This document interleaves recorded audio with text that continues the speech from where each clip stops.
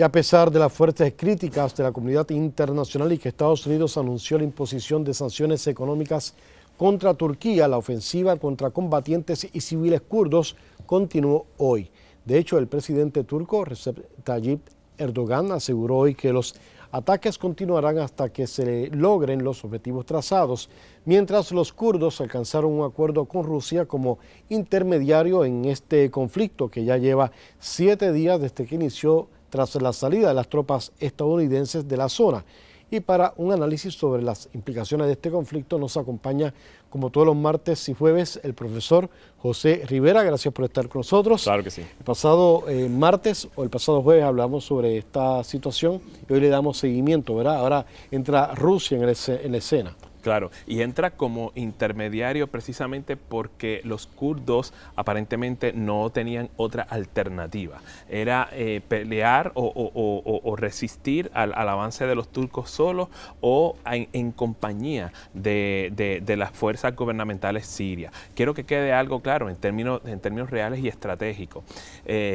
Todo el territorio que ocupan los sirios kurdos pertenece a la República Árabe de Siria y es una aspiración de esta nación desde que comenzó la guerra civil de ocupar cada centímetro de Siria como indicativo de victoria total ante 8 años y medio de guerra civil.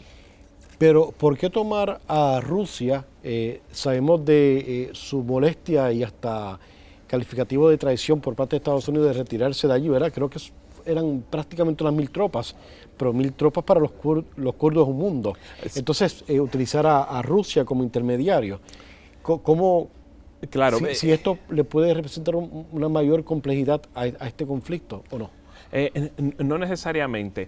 Todos sabíamos que los Estados Unidos no se iba a quedar allí para siempre, pero lo cierto del asunto es que en su lucha contra Estado Islámico, en su estrategia por tratar de eliminar o erradicar el terrorismo que viene de Daesh o de Estado Islámico y de Al-Qaeda, ellos sí contaron con la ayuda y la asistencia de los kurdos para poder sacarlos de allí. De hecho, lo lograron en una batalla bastante intensa en 2017 cuando lograron liberar a Raqqa, que es una de las ciudades principales en esa región del norte de Siria. Y lo que quizás fue más punzante para los kurdos fue lo sorpresivo y lo precipitado de la salida de los Estados Unidos de ahí. Realmente lo que debió haber ocurrido fue un diálogo multilateral alrededor del cual los Estados Unidos y Rusia, a través de intermediarios, como intermediarios, debo decir, pudiesen articular algún tipo de arreglo para que sí, el gobierno sirio volviera a esa área, pero que hubiese una colaboración bilateral entre el gobierno sirio y los kurdos para poder entonces establecer un dominio allí en un arreglo pero que ¿usted pudiese... cree que esa colaboración se va a dar?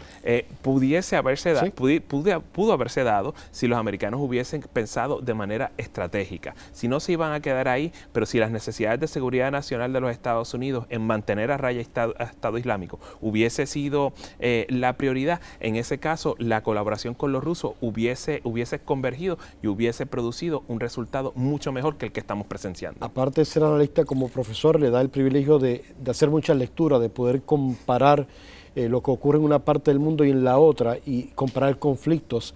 ¿Usted cree que los kurdos tengan la suficiente fuerza para prevalecer sobre los turcos? No, absolutamente no. Es la fuerza combinada de los kurdos y el ejército sirio en compañía de las tropas rusas lo que puede probar un disuasivo para que los turcos no avancen más allá de lo que ellos dicen que le corresponde. Bueno, finalmente vamos a tocar brevemente el tema de Ecuador, porque un conflicto que usted ha analizado en las pasadas semanas pues ya está a punto de resolverse y muchos fuimos testigos de una conferencia de prensa en directo junto al jefe de ese grupo indígena y el propio presidente.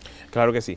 Lo que se acordó el domingo fue restaurar los subsidios al combustible, que era la principal reivindicación de los grupos indígenas de la CONAIE, precisamente porque esto aumentaba el precio de todos los bienes de consumo, etcétera. Pero obviamente el problema no se ha resuelto. Todavía hay algún tipo de medida, que fue lo que instó Lenín Moreno en un momento dado, de sentarse con los grupos indígenas y con distintos sectores de la sociedad ecuatoriana para poder llegar a algún tipo de acuerdo que pueda entonces ayudar a la redistribución de los recursos de manera eficiente y efectiva. Pero lo cierto del asunto también es que tienen 4.2 billones de dólares de préstamos del Fondo Monetario Internacional, y para que ellos suelten la otra parte es muy probable que tengan que implementar algún tipo de medida de austeridad. Es curioso que este conflicto se dio en Ecuador, en donde también contaron con riquezas en petróleo.